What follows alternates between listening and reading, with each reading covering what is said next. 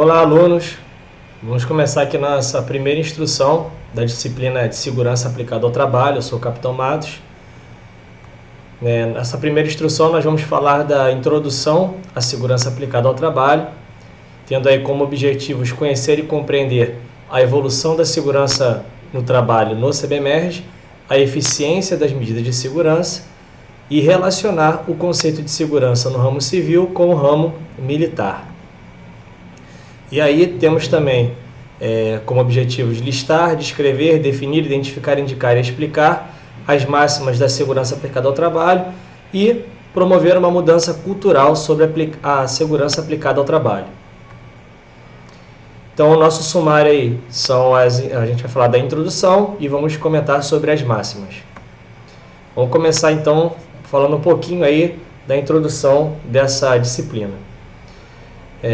A segurança aplicada ao trabalho, ela tem como objetivo principal promover um conhecimento geral sobre a cultura de prevenção de acidentes nas atividades que o CBMERG desempenha.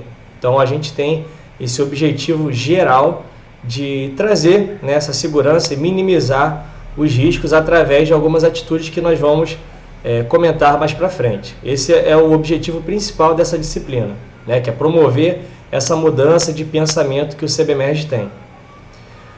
O conceito de segurança do trabalho, ele vem do meio civil, Ele foi desenvolvido no meio civil por conta de questões trabalhistas. Então, até para promover uma segurança maior para o trabalhador, que não está atuando em emergências, um trabalho cotidiano ali dele, diferente da natureza do CBMERG, que é um trabalho de emergência. Nós vamos ver isso mais para frente, mas ele foi desenvolvido nesse meio, esse conceito foi desenvolvido nesse meio, e no CBMERG, ele foi sendo adaptado, Então, o que o CBMERG fez com esses conceitos? Ele pegou esses conceitos e utiliza como uma referência científica, justamente para poder desenvolver outros temas que a gente vai abordar aqui dentro. Então, esse termo de segurança do trabalho no meio civil, ele nada mais é para o CBMERG do que um norte, uma base para que a gente possa estar utilizando em outras ações que a gente tenta ao máximo adaptar dentro aqui da corporação. E essa adaptação que nós fazemos, ela é feita de diversas maneiras, através de portarias, decretos, notas, manuais e etc. Então, a gente faz adaptações de acordo com a natureza da nossa atividade, perfeito? Então, a gente não pode comparar diretamente o CBMERG com qualquer elemento da segurança do trabalho no meio civil. Essa comparação ela é totalmente equivocada, A gente não pode fazer essa comparação, porque o CBMERG ele é um serviço que tem a natureza de emergência, Ou seja, a gente atua com emergência, então a gente tem uma natureza muito diferente do meio civil. Então, essa comparação ela é muito equivocada, é muito comum às vezes a gente ouvir essa comparação, mas ela não pode ser feita de maneira nenhuma, correto? E aí, para que a gente possa compreender melhor esse conteúdo, a gente vai acompanhar a evolução, A evolução histórica dessa atividade. Então, desde do momento ali que o CBMERG foi criado, em 1896, até os dias de hoje, comparando isso com o meio civil, Então, a gente precisa entender como que era o Brasil naquele passado, como que era o CBMERG naquele passado e como isso foi sendo modificado anteriormente.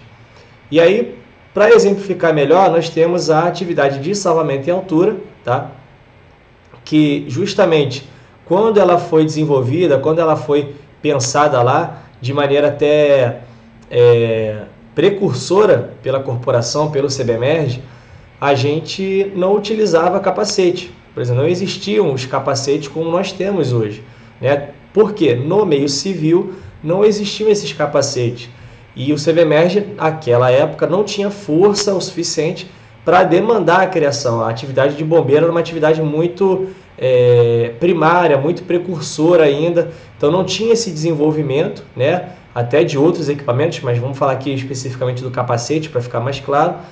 e não tinha essa força, e os bombeiros naquela época não utilizavam capacete, né? Porque não existia, o CBMED não tinha condições de desenvolver um, de mandar fazer um, e o bombeiro naquela época utilizava a cobertura mesmo, né? Do jeito que tinha, e faziam as atividades, tá?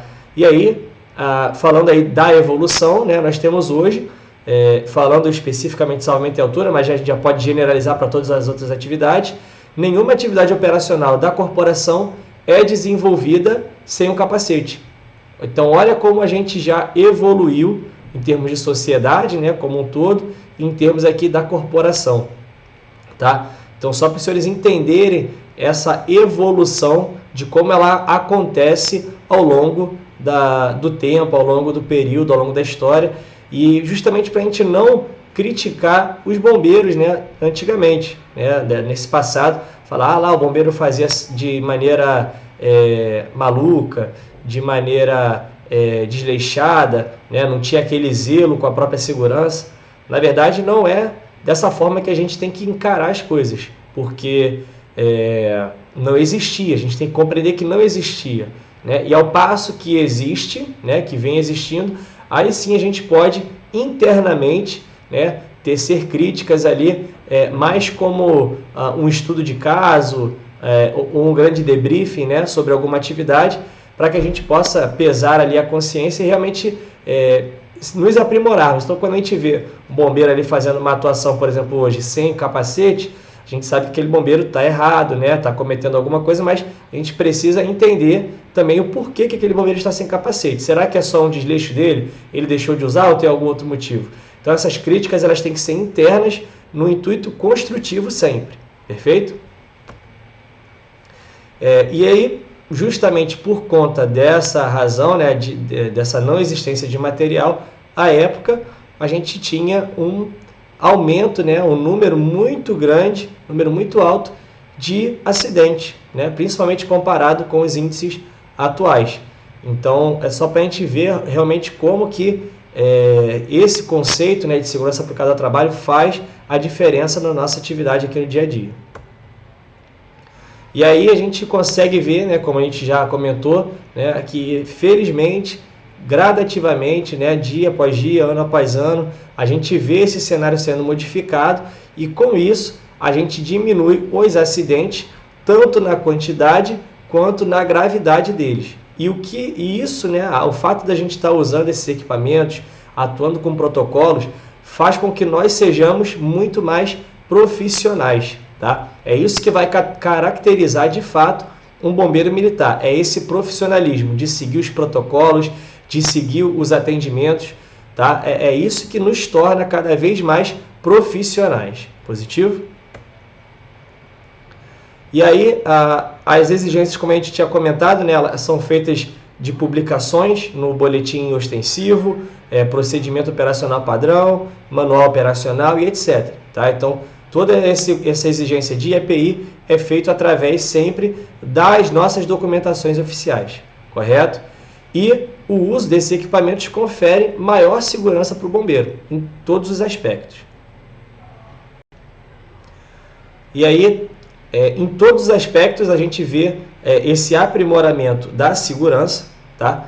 Que faz justamente com que o bombeiro não só tenha a proteção no âmbito físico ali de fato, tá? Que ele vai proteger a parte ali específica do corpo contra um determinado risco, mas ele tem também uma sensação, tá, de segurança. Então, quando o bombeiro ali ele está com aquela parte do corpo protegida, ele tem aquela sensação de segurança, o que faz com que ele consiga, de fato, estar atuando, né, com mais tranquilidade, com mais segurança, com mais eficiência. Isso vai fazer com que ele tenha um desenvolvimento melhor na operação. Então, uma vez que a gente sabe que tem aquela proteção para desenvolver aquela determinada atividade, né, a gente não pode, de maneira nenhuma, sermos desleixados. Por quê? Por mais que a gente saiba que a gente está bem amparado, a gente está bem protegido, a gente ainda precisa fazer o trabalho com agilidade, correto? Então, porque a nossa tarefa depende muito de tempo, qualquer tempo que a gente consiga ganhar ali, a gente consegue minimizar o prejuízo tanto no aspecto material quanto no aspecto humano, tá? Então a gente não deixa o cenário evoluir e não deixa a condição da vítima evoluir, e também a gente tem a situação de que o risco ele não deixou de existir. Positivo? Então nós temos a necessidade de atuar com agilidade e também a consciência, temos que ter a consciência de que o risco ainda está ali, tá? Não é porque a gente está utilizando a luva que um determinado risco ali cortante, por exemplo, ele não existe mais na cena, perfeito? Isso tem que ficar muito claro. O EPI, ele não mitiga o risco, correto? Isso a gente vai comentar melhor mais para frente, mas temos que ter em consideração que, por mais que a gente use o EPI, ainda existe o risco no cenário e a gente ainda precisa atuar com agilidade, perfeito? Isso são conceitos muito importantes que nós temos que ter em mente. E aí, todos esses preceitos, né, eles vão estar ligados à nossa habilidade técnica, correto? Porque uma vez que eles são considerados os conhecimentos e procedimentos básicos, tá? Nós vamos ter que realizar ali qualquer tarefa, correto? Então, uma vez que esses conhecimentos são considerados básicos, nós vamos utilizar eles antes de realizar qualquer tarefa. Ou seja, eles fazem parte da nossa habilidade técnica, tá? Não adianta a gente saber, por exemplo, combater um incêndio se a gente tem grande dificuldade para equipar ali um EPRA, equipar um capacete, a roupa de aproximação, por exemplo. Não adianta de nada a gente saber realizar um bom salvamento veicular se a gente não consegue, não sabe equipar o capacete, não sabe utilizar uma máscara de proteção respiratória e assim por diante. Então, todos esses conhecimentos, eles são da esfera básica, tá? A esfera base é o primeiro passo, tá, que a gente realiza antes de realizar qualquer tarefa no âmbito operacional. Nós temos que estar munidos do nosso equipamento de proteção individual antes de atuar nos diversos eventos que nós temos, perfeito? Então, eles correspondem a essa habilidade técnica. O bombeiro precisa ter essa habilidade técnica de utilizar o EPI, né, nas atividades do dia a dia. E aí, um outro conceito muito importante, né, que é quando o bombeiro militar está atendendo uma ocorrência, ele deve ter em mente que o acidente já ocorreu e trouxe prejuízo de diversas naturezas. Por que isso? Porque a gente precisa ter em mente, deixa eu ver se vou adiantar aqui, a gente precisa ter em mente que a gente vai para o cenário para que a gente mantenha o prejuízo que já ocorreu de maneira ali mediana, tá? Então a gente vai manter aquilo ali ou minimizar ou aprimorar, perfeito? O corpo de bombeiros nunca pode chegar no cenário e piorar aquele prejuízo, aumentar aquele prejuízo. Isso é uma condição que não permite, que não é do bombeiro militar, correto? O bombeiro militar, ele tem que chegar na cena e manter aquele prejuízo ou minimizá-lo, né? Que a gente pode chamar também de aprimorar, melhorar aquele prejuízo, correto? A gente nunca pode piorar ou aumentar aquele prejuízo. E aí justamente por isso, porque quando a gente chega no cenário, a gente tem que ter em mente de que aquele prejuízo já aconteceu, tá? Então a gente tem que entender que já aconteceu e que a gente vai fazer o nosso melhor para manter ou minimizar aquele prejuízo, correto? E aí, a gente somente pode piorar a condição daquele evento ali, daquele cenário, quando o resultado final trouxer um prejuízo menor, ou seja, olhando ali a longo prazo, né, no final do evento, aquele prejuízo que a gente está ocasionando vai estar trazendo um prejuízo menor no escopo total da nossa atividade, perfeito? Então vamos aqui citar um exemplo. Uma casa, né, está tendo um princípio de incêndio nessa casa, não tem nenhum morador no momento, né, a casa está vazia, está trancada e está tendo aquele princípio de incêndio, tá? Então vamos lá, vamos pensar o seguinte, imagina que o prejuízo está lá, está acontecendo e o bombeiro não existe. O que vai acontecer com aquele incêndio, né? Ele vai evoluir, tá? A casa está trancada, tudo mais, o incêndio vai evoluir, vai tomar outras residências e vai tomar uma proporção maior e vai causar um prejuízo maior, tá? Agora vamos pensar na segunda hipótese. O bombeiro chegou, a casa está trancada e o bombeiro vai e faz a atuação ali, né, promove uma entrada forçada, e quando faz essa entrada forçada, né, ele está cometendo ali um prejuízo, seja ali no portão, no cadeado, na entrada que seja, mas ele vai combater e extinguir aquele incêndio, ou seja, vai impedir daquele incêndio avançar para outros cômodos daquele imóvel, vai impedir de avançar para outros andares ou outros apartamentos ou outras residências vizinhas, ou seja, no final das contas, aquele prejuízo que a corporação causou na entrada forçada ali, realizando aquela entrada forçada, no final da história, somando tudo, ele é um prejuízo muito menor do que a gente deixar aquele evento ali evoluir e tomar uma proporção muito maior, perfeito? Então, esse é o conceito muito importante que a gente tem que ter para comandar a nossa tropa, perfeito? E aí vamos seguir então para as máximas. A primeira máxima da segurança aplicada ao trabalho, ela diz o seguinte: a utilização destes conceitos e procedimentos são a base das nossas habilidades técnicas. O que significa isso, né? Como a gente já havia comentado, a gente não realiza nenhum procedimento hoje sem ter as medidas de segurança necessárias para que a gente possa atuar em um determinado risco, perfeito? Então essa é a primeira máxima de segurança aplicada ao trabalho, que é o quê? São procedimentos base, fazem parte das nossas habilidades técnicas, tá? Os conceitos e procedimentos da segurança aplicada ao trabalho são a base das nossas habilidades técnicas, perfeito? Seguindo. A segunda máxima diz o seguinte: a utilização destes conceitos e procedimentos é um dos pilares que nos torna profissionais. O que é isso? Quando a gente adota todos esses protocolos, esses procedimentos ali de segurança, eles fazem com que a nossa atuação seja mais profissional, tá? Seja mais ordenada, seja mais organizada, seja mais precisa, seja mais segura como um todo. E isso nos torna mais profissionais, tá? Utilizarmos os equipamentos de forma correta, utilizarmos os equipamentos corretos em determinado cenário, isso tudo faz com que nós nos sejamos profissionais e reconhecidos como profissionais, tá? Fazendo uma rápida comparação aqui, quando a gente imagina um incêndio, né, um princípio de incêndio. Quando o civil, né, numa situação desesperadora, está lá combatendo incêndio com uma mangueira de jardim ou com baldes, né, isso são os meios que eles têm para combater ali um incêndio. Então eles atacam de longe, não sabem onde estão jogando a água, só sabem que estão jogando ali no local que está pegando fogo.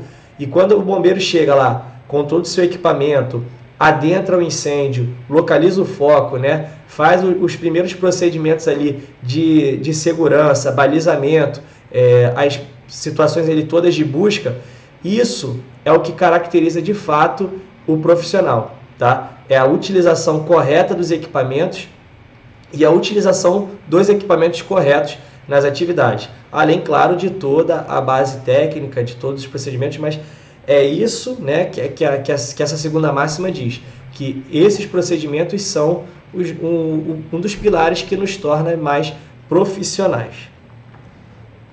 A terceira máxima diz que a utilização desses conceitos e procedimentos reduz os acidentes em quantidade e gravidade, tá? E isso acaba sendo um pouco mais óbvio, mas a gente precisa ter isso registrado. Então, naturalmente, se você usa um procedimento de segurança, seja ele no âmbito coletivo, né, protegendo como um todo ali a localidade, ou no âmbito individual, né, se protegendo ali com equipamentos de proteção, isso naturalmente tende a reduzir os acidentes, correto? Tanto na quantidade quanto na gravidade. A quarta máxima diz que os riscos só deixam de existir quando eliminamos o perigo. Então eu já vou adiantar aqui primeiro, né, para os senhores poderem ficar mais tranquilos, que a gente vai abordar esse conceito aí de risco e de perigo mais para frente, em instruções futuras, tá? Mas eu preciso falar sobre essa máxima aqui anteriormente. Então, vou citar aqui um exemplo para poder ficar mais fácil para os senhores. O uso de uma luva, né, não anula o risco de sofrer uma perfuração ou um corte na mão, correto? Então, você está usando a luva, né, Mas por mais que você esteja usando a luva, ainda assim você pode sofrer um risco, o risco ali de ter a mão cortada ou perfurada, de acordo com o perigo que a gente vê no cenário, tá? Só que essa luva naturalmente vai te conferir uma segurança, que vai te permitir uma maior exposição, então você ali está de certa forma adequado para poder trabalhar. O que a gente tem que ter em mente é que aquela luva, né, ou aquele equipamento que seja, ele não é 100% seguro contra tudo, tá? Ele tem um limite de uso, ele tem o seu nível, que a gente tem que respeitar aquele nível, e que a gente pode sofrer um risco maior, pode sofrer uma lesão, se esse limite for ultrapassado. E às vezes esse limite é ultrapassado por conta do cenário ou por conta de mau uso da operação. Mas a gente não vai entrar muito nesse detalhe agora, a gente só tem que entender que nenhum equipamento é 100% seguro contra tudo. Não é porque você está com uma luva que você vai poder passar ali numa superfície que é extremamente cortante, por exemplo. Vai depender do grau de proteção daquela luva, correto? Então, é importante ter isso em mente para entender que o risco ainda existe, por mais que você esteja utilizando o equipamento de proteção. E aí, citar aqui a quinta máxima, que diz que somente devemos nos arriscar quando o risco for aceitável, ou seja, temos meios de minimizar os riscos, tá? Então, vou citar aqui alguns exemplos para que isso não fique confuso, tá? Primeiro exemplo, um acidente veicular com vítimas, existe um fio de alta tensão energizado que está sobre o veículo, encostado ali no veículo. A corporação, quando vai, né, o que ela tem que fazer? Aguardar o desligamento da energia. Por quê? O CBMERG não possui um EPI necessário, não possui um equipamento operacional necessário para poder fazer aquele manuseio na alta tensão. Qualquer procedimento adotado ali pela corporação para chegar ali na vítima, fazer a remoção da vítima, vai fazer imediatamente com que o bombeiro, né, que esteja se arriscando ali, ele sofra aquele dano, tá? Esse é o primeiro exemplo. Vamos para o segundo para entender melhor aqui. Um evento de incêndio, edificação com vítima, e aí o CBMERG, ele tem a vítima lá, o CBMERG ele pode entrar naturalmente para poder fazer ali o resgate, porque o CBMERG tem equipamentos, tem equipamentos de proteção individual, tem equipamentos operacionais necessários para poder adentrar o incêndio e realizar o resgate, correto? Então, vamos comparar aqui as duas situações. Em um evento você não tem os meios necessários para atuar, então qualquer coisa que você faça vai trazer um risco imediato para o bombeiro, risco inclusive de morte. E no segundo exemplo, por mais que você tenha perigos e riscos no cenário, por você, pelo bombeiro militar, ter os equipamentos necessários para atuar, ele pode e deve atuar. São riscos inerentes à atividade. O que não é concebível é quando você não tem um meio necessário para executar aquela atividade, é você ainda assim tentar realizar e trazer um risco imediato, né, para o bombeiro, né, de agravamento. Então ele vai ter ali ou uma lesão muito grave ou até mesmo ser levado à morte. E a gente tem que levar em consideração esse risco. O quanto eu vou arriscar, de que forma eu vou me arriscar, o quanto eu vou arriscar para o resultado final que eu quero ter. Perfeito? Então a gente tem que ter isso em mente e os meios que você vai possuir para poder realizar aquela atividade. E aí, para finalizar aqui rápido, né, a gente vai sempre terminar as nossas instruções com uma frase, para a gente poder pensar em cima dela e debater, e uma charge, tá? A frase é a frase do Jean-Jacques Rousseau, que diz o seguinte: a arte de interrogar não é tão fácil como se pensa. É mais uma arte de mestres do que de discípulos. É preciso ter aprendido muitas coisas para saber perguntar o que não se sabe. O que ele quer dizer com isso? Que geralmente, né, tem uma outra frase que é muito semelhante, que ela diz o seguinte: os sábios estão cheios de dúvidas, enquanto os tolos estão cheios de certeza. Que justamente quer dizer o seguinte: A gente precisa o tempo todo estar se perguntando o quanto que a gente precisa se aprimorar, o quanto que a gente quer se melhorar, se perguntar se aquele método ali foi eficiente, né? Voltar de um socorro, de um salvamento, de um combate a incêndio, se perguntando se poderia ter feito algo melhor. Essas perguntas naturais que surgem no cenário são muito importantes para o aprimoramento profissional que a gente vai ter. Tá? Então a gente precisa se perguntar sempre dos processos. São as perguntas que movem o mundo e não as respostas. Tá? A gente precisa estar sempre se perguntando para nos aprimorarmos cada vez mais. E aí uma charge para finalizar, né? Tá o bombeiro ali, antigão, né? Já aposentado, fazendo um churrascão, e ele chega ali e faz um combate ali na churrasqueira, e a esposa lá dele diz que ainda está se adaptando ali à aposentadoria. Então é um caminho, né, que todos nós temos a seguir, né, que é a aposentadoria, né, ao que tudo indica, e a gente precisa se ambientar com isso, mas o mais importante, a gente tem que estar sempre vibrando, tem que estar sempre feliz com a nossa atividade.